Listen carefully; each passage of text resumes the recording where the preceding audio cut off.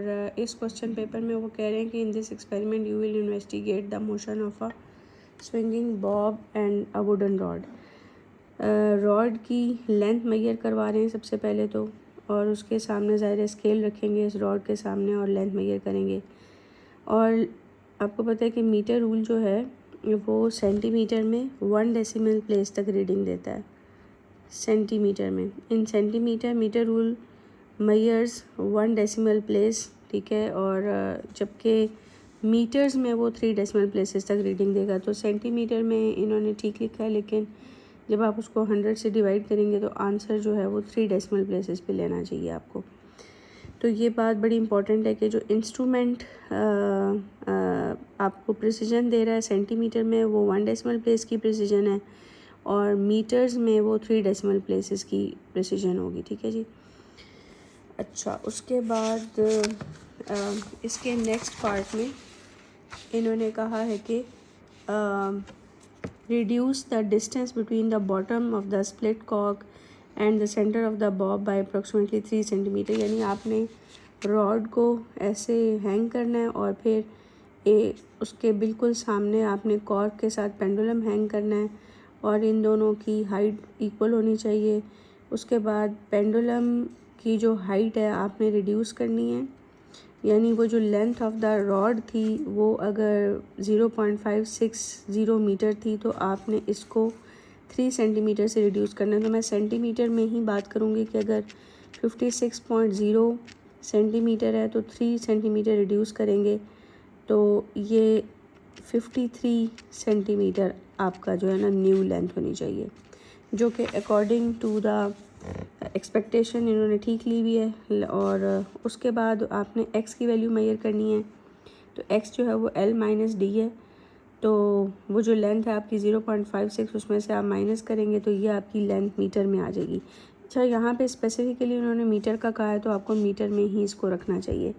अगर वो कुछ भी ना यहाँ पे लिखा होता तो फिर आप सेंटीमीटर में ले सकते थे।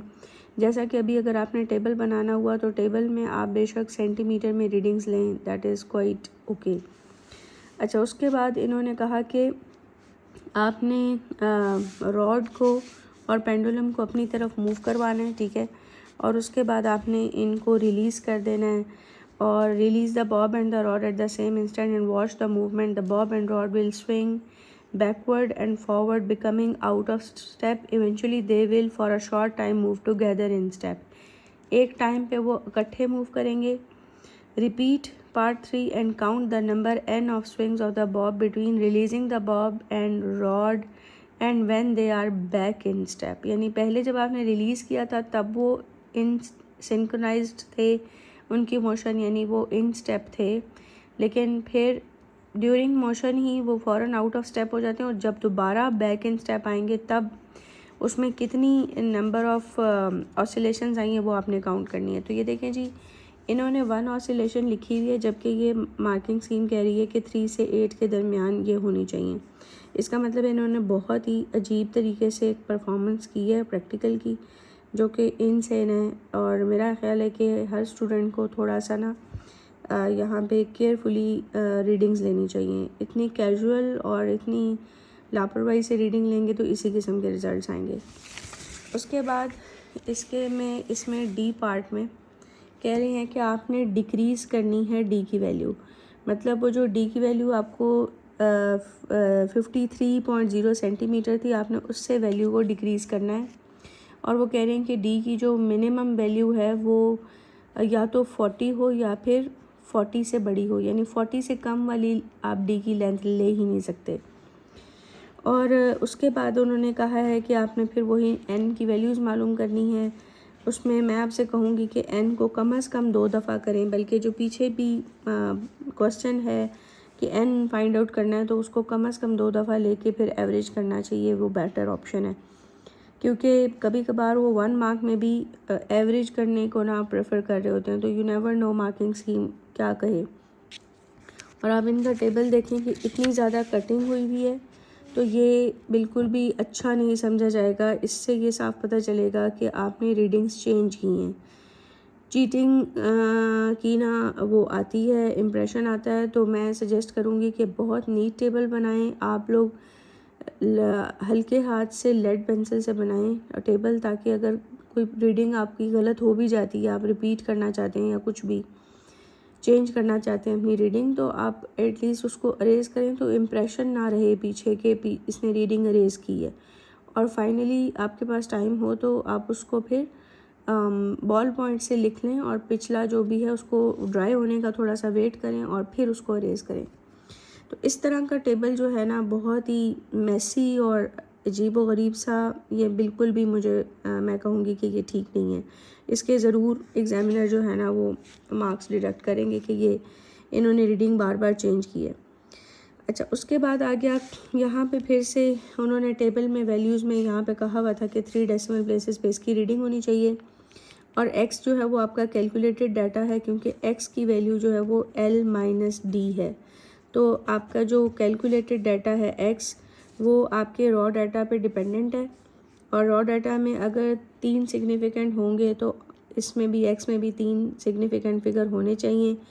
तो अगर जैसा कि ये वैल्यू 0.500 होनी चाहिए थी असूलन, तो इसको 00 होना चाहिए था, तो आपका आंसर अगर आता है 0.060 तो ये एक्सेप्टेबल नहीं होगा, इसमें एक और 0 लगेगा, ताकि ये 3 सिग्निफिकेंट फिगर, आपको पता है ये 3 सिग्निफिकेंट फिगर हैं, ये उसके मुताबिक हो जाएं। उसके बाद ये आपका फिर से रॉ डाटा है, नंबर ऑफ़ आपकी ये क्या है जी ऑसिलेशंस हैं, और इसमें n+1/n है तो उसका स्क्वायर ले रहे हैं, और यहाँ पे रॉ डाटा में अगर 1 सिग्निफिकेंट फिगर है तो जो आपके कैलकुलेटेड डाटा है उसमें 2 सिग्निफिकेंट फिगर्स होने चाहिए, तो वो हमने 2 सिग्निफिकेंट फिगर रखे हैं, तो दैट्स गुड। अच्छा, उसके बाद इनका ग्राफ है। ग्राफ में यहाँ पे पॉइंट्स हैं। सबसे पहले y एक्सिस पे आपको ये वैल्यू लेनी होती है और x एक्सिस पे ये वाली वैल्यू लेनी होती है, और आप ज़रा देखें कि वैल्यू ऑफ 1 बॉक्स जो है वो इन्होंने 0.05275 रखी हुई है। तो इस तरह का आप ना नंबर नहीं ले सकते एक बॉक्स के लिए। एक बॉक्स के लिए कौन सी वैल्यूज़ आपको सजेस्टेड जो है ना वो ये है कि मैं आपको एक टेबल बता देती हूँ कि आप ले सकते हैं 1, 2, 2.5, 4, 5 एंड 8। ये वैल्यूज़ जो है ना इनमें से कोई सी भी वैल्यू आप चूज़ करके ले सकते हैं, और इनके मल्टीपल, यानी आप एक बॉक्स की वैल्यू 10, 20, 25, 40, 50, 80 भी रख सकते हैं। इसी तरह आप 0.1, 0.2, 0.25, 0.4, 0.5, 0.8 1 बॉक्स की वैल्यू रख सकते हैं, वरना अदरवाइज़ आप, और इसी तरह आप एक बॉक्स की वैल्यू 0.001, 0.002 एंड सो ऑन, यहाँ पे आप 100, 200, 250, 400 एंड सो ऑन ये रख सकते हैं। तो ये एक्सपेक्टेड जो है ना स्केल ये होना चाहिए कि 1 बॉक्स की वैल्यू इनमें से कोई एक आप चूज़ कर लें, चाहे y एक्सिस पे करें या x एक्सिस पे। इसके अलावा आप कोई भी नंबर चूज़ करेंगे तो that will be considered as awkward scale, और उसका 1 मार्क आपका डिडक्ट होगा।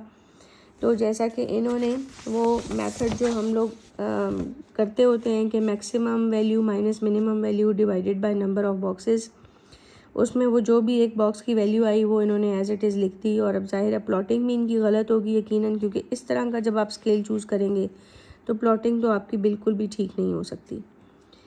अच्छा, उसके बाद आप इसमें ये देखें कि इन्होंने जो ग्राफ बनाया हुआ है उसमें जो पेंसिल से आप देख रहे हैं कि पेंसिल वाली जो लाइन है वो इन्होंने लगाई हुई है, और उसमें ये पॉइंट एक अलग था। उसमें नंबर ऑफ़ पॉइंट्स अगर देखे जाएं तो इनकी जो लाइन थी उस पे 2 पॉइंट्स आ रहे थे, और 2 इस साइड पे थे और 2 दूसरी साइड पे थे। ये देखें, जो 2 लेफ़्ट साइड में हैं और ये जो 2 राइट साइड में हैं, उनमें ये वाला जो पॉइंट है वो बहुत दूर है, आपकी जो लाइन है उससे बहुत ज़्यादा दूर है, जबकि इन दोनों का डिस्टेंस तकरीबन इक्वल ही है।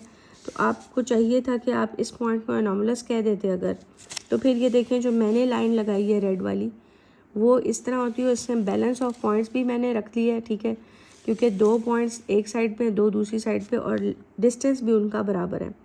तो रूल ये है मैं आपको ये इस तरह से करके दिखा देती हूँ, शायद आपको ज़्यादा बेहतर क्लियर नज़र आए। इसमें ग्राफ ये ऐसे करके, अब देखिए इसमें इस ग्राफ में आप देख सकते हैं कि ये एक पॉइंट ये और एक पॉइंट ये, तो राइट साइड पे 2 पॉइंट्स है और लेफ़्ट साइड पे भी 2 पॉइंट्स है। तो रूल है कि number of points on left and right ना सिर्फ इक्वल होने चाहिए बल्कि उनका डिस्टेंस भी लाइन से सेम होना चाहिए। इसको कहते हैं बैलेंस ऑफ पॉइंट। उसमें अगर आपने एक को एनॉमलस कर दिया तो बाकी 5 के हिसाब से बैलेंस को चेक किया जाएगा, इसको फिर कंसिडर नहीं करेंगे। तो आप पहले ही जब लाइन लगानी हो तो आप देख लें कि अगर एक ऑफ जा रहा है तो आप उसको पहले से एनॉमलस कर दें मेंशन, और बाकियों के उससे आप रीडिंग लें, ठीक है। तो ये बड़ी इम्पॉर्टेंट चीज़ है। इसके बाद इसमें पॉइंट्स की प्लॉटिंग देखी जाती है कि पॉइंट की प्लॉटिंग आपने ठीक की है या नहीं। और क्वालिटी का मार्क भी इनका चला गया, क्योंकि यहाँ पे क्वालिटी में वाई एक्सिस पे इनका एक बॉक्स 0.1 का है, जबकि जो अलाउड है वो वाई एक्सिस से 0.04 के डिस्टेंस अलाउड है।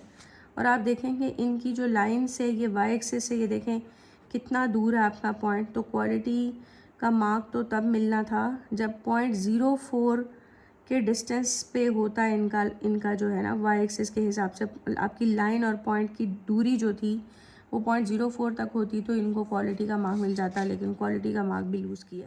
अच्छा देखें ये इन्होंने ये जो कॉलम्स हैं उनमें जो वैल्यूज़ आपकी डली हुई हैं, डी की वैल्यू वो सेंटीमीटर में इन्होंने ली हुई है, लेकिन कॉलम हेडिंग इन्होंने मीटर में लगाई हुई है, जो कि ठीक नहीं है। तो अगर इन्होंने देखें ये 0.400 अगर लिखा हुआ होता फिर तो ये मीटर में ठीक था, लेकिन इन्होंने तो 40.0 लिखा हुआ है।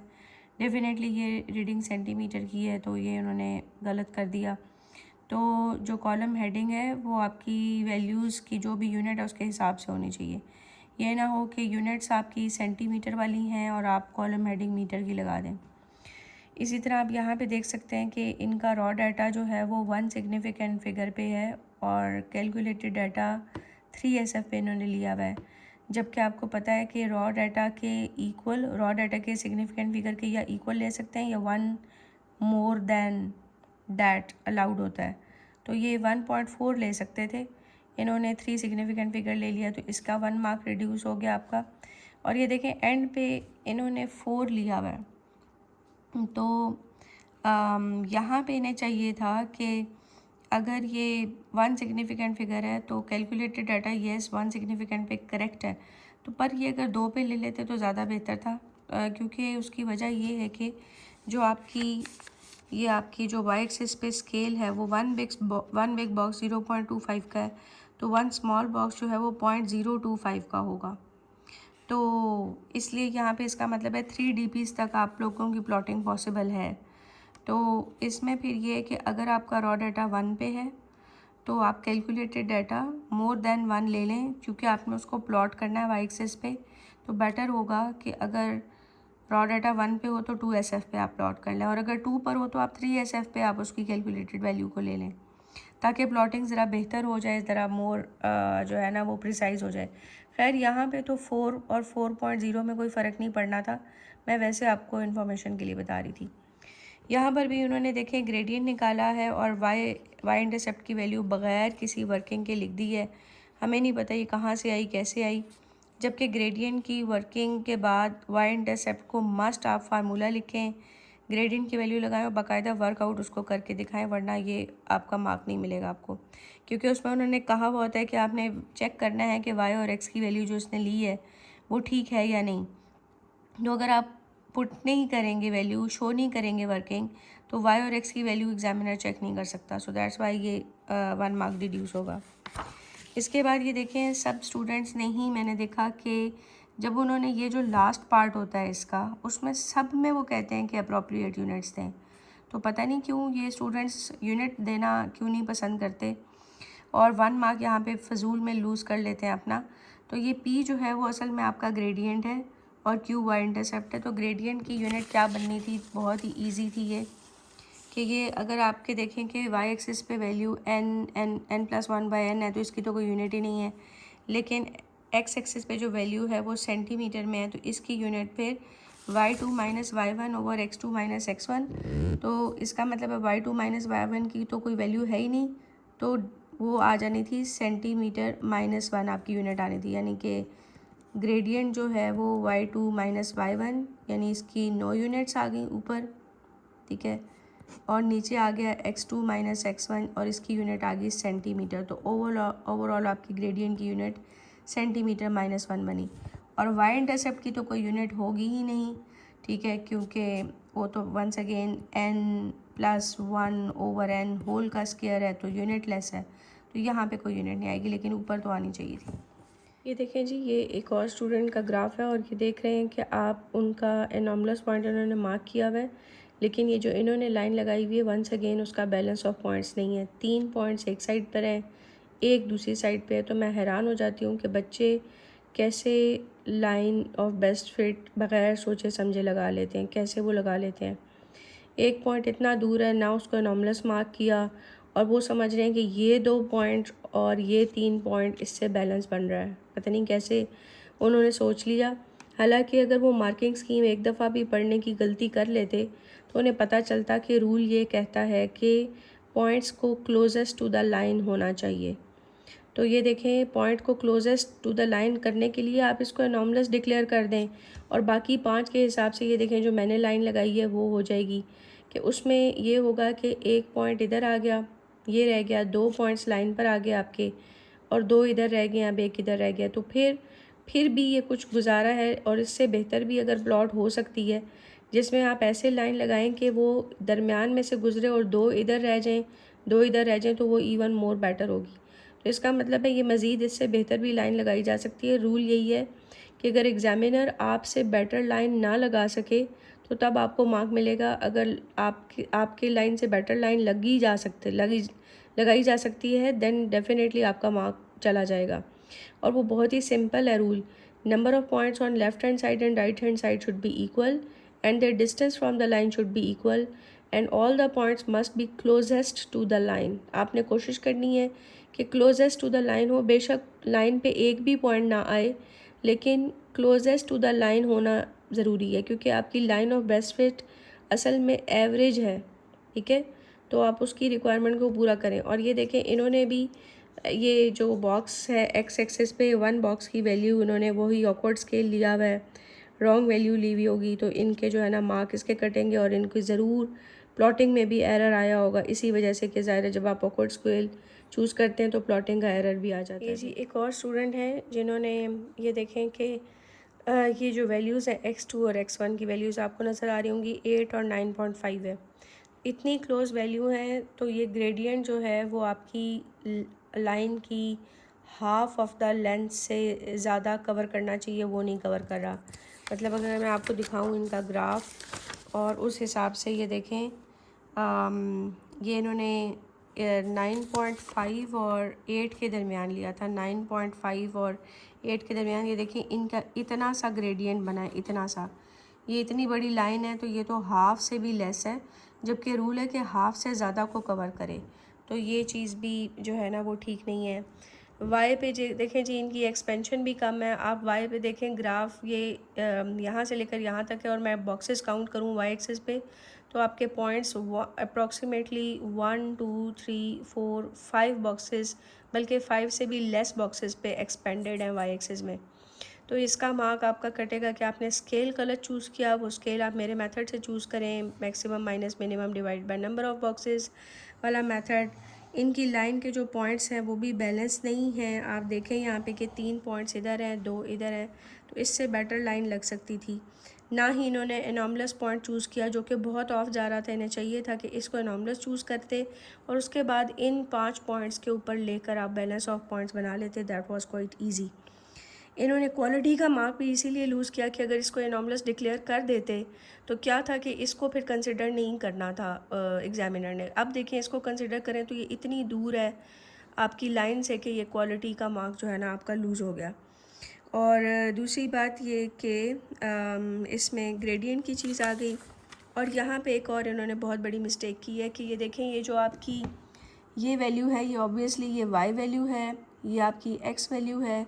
तो डेफिनेटली ये आपका ग्रेडियंट और ये आपका वाई इंटरसेप्ट है। तो पीछे जो इन्होंने ग्रेडियंट और वाई इंटरसेप्ट निकाला है वो सीधा यहाँ पे प्लग इन करना था, अलग से यहाँ पे वर्किंग की और पता नहीं क्या निकाल लिया।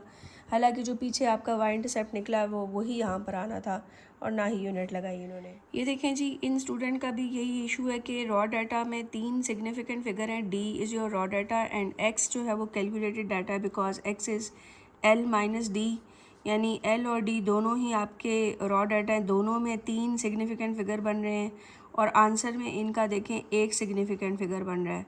ये वाले दोनों सिग्निफिकेंट नहीं होंगे, तो इनको यहाँ पे 2 ज़ीरोज़ लगाने चाहिए थे ताकि ये जो इसके कैलकुलेटेड डाटा के सिग्निफिकेंट फिगर हैं वो रॉ डाटा के इक्वल होते। ये जी बहुत ही इम्पॉर्टेंट बात है। यहाँ पे आप इनका ग्राफ देखें, इसमें इनकी जो n है वो 4 वैल्यूज़ जो हैं वो रॉ डाटा की 1 SF पे हैं, 1 सिग्निफिकेंट फिगर पे हैं, और ये 2 वैल्यूज़ 2 सिग्निफिकेंट फिगर पे हैं।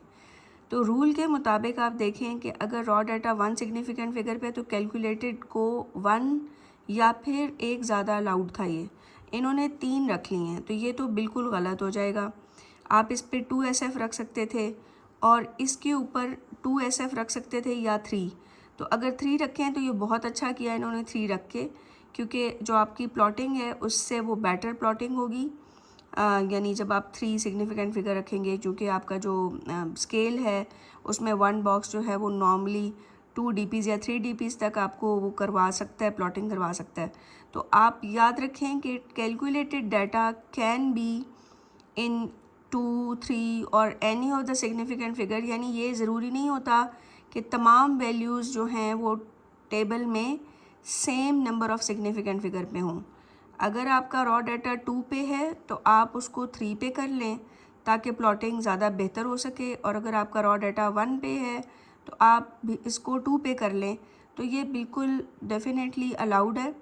कुछ पेपर मार्किंग स्कीम, कुछ ऐसी मार्किंग स्कीम्स थी जिनमें वो कहते हैं कि एक जैसा रखें। उसकी वजह ये होती है कि फिर रॉ डाटा भी सारे का सारा एक ही उस पे होता है, यानी कि सारे अगर रॉ डाटा में 2 SF हैं तो आप ज़ाहिर है उसके साथ 3 SF सारे रखेंगे। फिर आप प्रेफर करें कि फिर सारे के सारे एक ही सिग्निफिकेंट फिगर पे हों, 3 पर ही हों। फिर ये ना करें कि कुछ 2 पे करें, कभी 3 पे करें, वो ज़्यादा बेहतर नहीं लगेगा। लेकिन जब आपका रॉ डाटा ही 2 और 1 2 किस्म की वैल्यूज़ हैं तो फिर आपके कैलकुलेटेड डाटा में अलाउड है कि आप 2 वालों को 3 पे कर लें और जिनमें 1 SF है उसको 2 पे कर लें ताकि प्लॉटिंग बेहतर हो, क्योंकि 1 SF पे अगर आपने इसको रहने दिया तो आपकी प्लॉटिंग अच्छी नहीं आएगी। और दूसरा, जो मैंने पहले कभी अगर आपको कहा है कि टेबल में कैलकुलेटेड डाटा की तमाम वैल्यूज़ एक ही उस पे होनी चाहिए सिग्निफिकेंट फिगर पे, तो वो तब है कि जब आपका रॉ डाटा भी सारा के सारा सेम सिग्निफिकेंट फिगर पे हो। लेकिन जो डेसिमल प्लेसेस हैं, जो कि आपको पता है कि रॉ डाटा के इंस्ट्रूमेंट पे डिपेंड करती हैं, यानी रॉ डाटा किस इंस्ट्रूमेंट से लिया गया है, वो डेसिमल प्लेसेस सब सेम होनी चाहिए, क्योंकि ज़ाहिर है वो तो आपने तमाम वैल्यूज़ एक ही इंस्ट्रूमेंट से लिए हैं तो वो तो सेम होना मस्ट है। तो सिग्निफिकेंट फिगर के नंबर ऑफ कैलकुलेटेड डाटा के नंबर ऑफ सिग्निफिकेंट फिगर का पूरे टेबल में सेम होना, दैट इज़ नॉट नेसेसरी, और ये बहुत इंपॉर्टेंट पॉइंट है। ये देखें जी, इनकी जो पिछली वाली रीडिंग थी, यानी एल की रीडिंग इनकी 0.560 थी, यानी 56.0 है, और आपने जो डी लिखना था वो उससे 3 सेंटीमीटर कम करना था। आप देखें ये किस तरह की मतलब स्टूडेंट की लापरवाही है कि 56 में से 3 सेंटीमीटर कम करें तो क्या 46.5 सेंटीमीटर बनेगा। ये इस तरह की अजीबोगरीब मिस्टेक्स करते हैं कि आप देखते ही नहीं हैं कि आपने लिखा हुआ क्या है पेपर में। तो मैं कहूँगी कि जब पेपर हो आपके सामने आए तो आप उसको बड़े ध्यान से पढ़ें और जैसा इंस्ट्रक्शंस दी हुई हैं उसके मुताबिक ही आप काम करें। और दूसरी चीज़ इसमें ये देखें कि इन्होंने क्या किया हुआ है कि ये जो 8 है रॉ डाटा, इसके कैलकुलेटेड डाटा जो बनाए हैं 2 SF पे, तो आपको पता है कि ये अगर मैं कैलकुलेशन करूँ तो ये 1.26 बन रहा है और राउंड ऑफ 1.3 होता है। इन्होंने गलत राउंड ऑफ किया हुआ है, तो ये सारी कैलकुलेशन चेक की जाती हैं, और अगर एक भी आपकी वैल्यू गलत हो टेबल में, कैलकुलेशन की एक भी वैल्यू गलत हो तो पूरा 1 मार्क कट जाएगा कैलकुलेशन का। तो आप यहाँ पे तो खैर इनकी 2 गलत हैं, यहाँ पे ये आंसर 1.44 आ रहा था, तो राउंड ऑफ होके 1.4 बनना चाहिए था, तो इन्होंने 1.5 लिखा हुआ है। और देखें कैसी कटिंग की हुई है, कुछ समझ नहीं आ रहा कि क्या हिसाब किताब है। और इनका भी ग्रेडियंट जो है वो हाफ लाइन से ज़्यादा को कवर नहीं कर रहा, और ना ही ये बताया कि y is equal to mx plus c, ये कैसे आई है, पता नहीं क्या कैलकुलेशन की हुई है, इनकम्प्लीट और रफ़, और जैसे पता नहीं सर से उतारने की कोशिश की हुई है। ऐसे नहीं करना चाहिए, आपको प्रॉपर फार्मूला लिख के नीचे वैल्यूज़ उसके अंदर डाल के शो करवाना चाहिए कि आपका y इंटरसेप्ट कैसे आया है।